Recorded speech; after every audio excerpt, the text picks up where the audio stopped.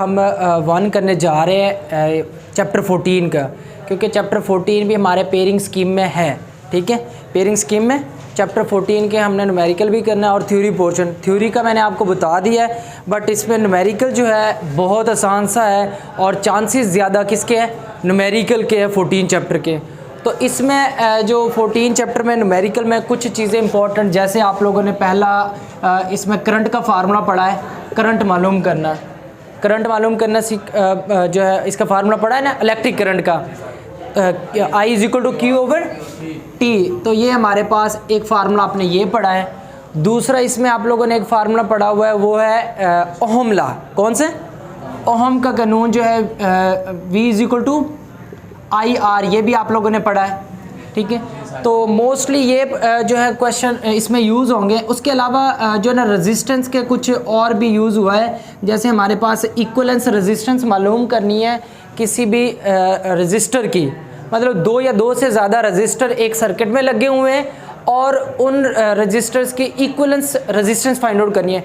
Equivalence का मतलब होता है सम कर देना, मतलब जमा करना है। तो R1 plus R2 plus R3 इस तरह जो है अप टू सो ऑन तमाम रजिस्टर जो उस सर्किट में लगे हुए हैं उनको जमा कर लेना इक्वलेंस रेजिस्टेंस कहलाता है।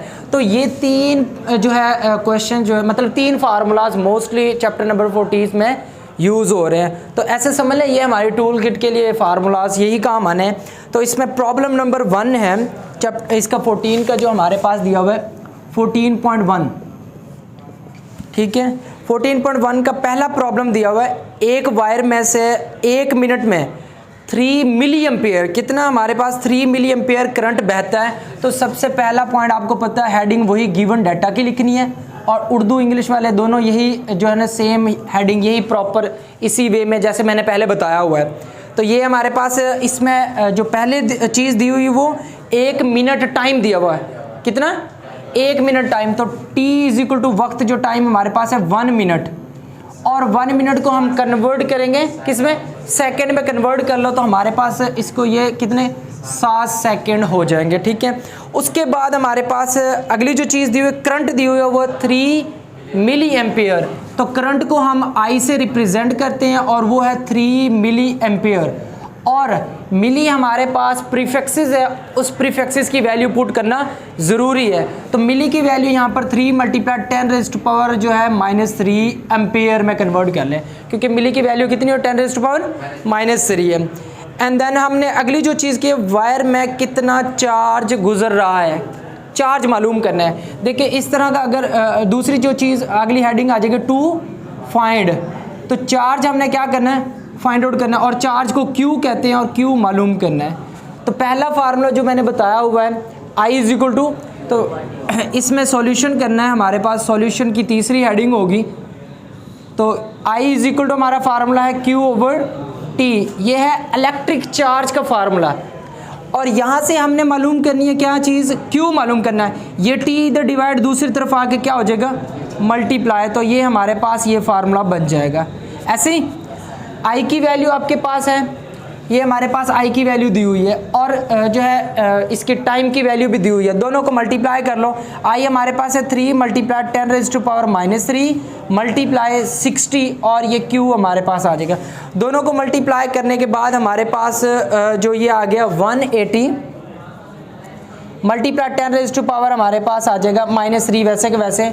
और चार्ज का यूनिट क्या होता है, कॉलम होता है, क्या होता है चार्ज के यूनिट कॉलम, तो यहाँ C लगा देते हैं। तो ये फाइनल हमारा रिजल्ट है इस क्वेश्चन का। अच्छा भाई, नेक्स्ट हमारे पास है प्रॉब्लम नंबर है 14.4, और बहुत ज़्यादा इंपॉर्टेंट है। लास्ट जो है 3-4 साल से ये रिपीट हो रहा है क्वेश्चन, और मोस्टली चांसेस है कि कल के पेपर में भी आ जाए, और अगर आ जाए तो फिर आपके मज़े लग जाएंगे।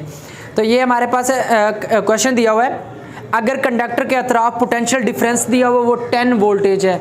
पोटेंशियल डिफरेंस कितना दिया हुआ है हमारे पास, पोटेंशियल डिफरेंस को V से रिप्रेजेंट करते हैं, और वो 10 वोल्टेज है।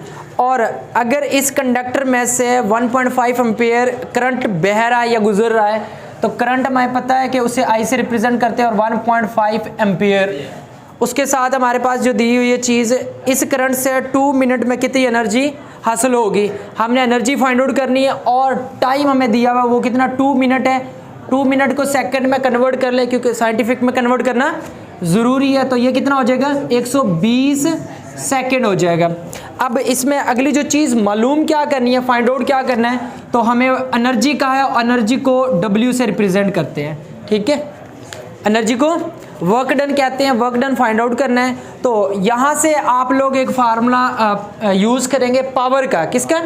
पावर आप लोगों को पता है जो है काम करने की शरह को पावर कहते हैं, और वो होता है P = W/T। यहाँ से इस T को दूसरी तरफ ले आओ तो हमारे पास हो जाएगा P × T, और यहाँ से वर्क आ जाएगा। हमने क्योंकि W वर्क मालूम करना है तो यहाँ से ये फाइंड आउट हो गया, बट हमें P की वैल्यू हमारे पास नहीं है। यहाँ से वैल्यू सिर्फ T की तो है, P की नहीं है। तो एक P की जगह पर आप लोग ये वैल्यू याद रख रहे हैं कि यहाँ से जो ना P = क्या आ जाएगा IV। ये हमारे पास एक नोटेशन आपने साथ मेंशन कर देनी है, तो इसकी जगह पर आप पुट करें तो ये आ जाएगा IV और ×T, इसमें भी मल्टीप्लाई लगा ले, तो ये हमारे पास एक फार्मूला बन चुका है। किसका? वर्क मालूम करने का। मतलब हमारे पास I, V और T तीनों को मल्टीप्लाई करें तो हमारे पास आंसर आ जाएगा। तो ये वर्क = हमारे पास आ जाएगा, पहले I की वैल्यू 1.5 और उसके साथ मल्टीप्लाई कर लो V की वैल्यू हमारे पास है 10 वोल्टेज, और उसके साथ आखिरी जो हमारे पास वैल्यू है टाइम की वो है 120। तीनों को आप आपस में कैलकुलेटर से मल्टीप्लाई करें, देन हमारे पास कितना आ जाएगा 1800, और वर्क का यूनिट हमेशा जॉल होता है, तो ये आपने ज़रूर याद रखना है, ठीक है। तो ये मोस्ट इंपॉर्टेंट न्यूमेरिकल था।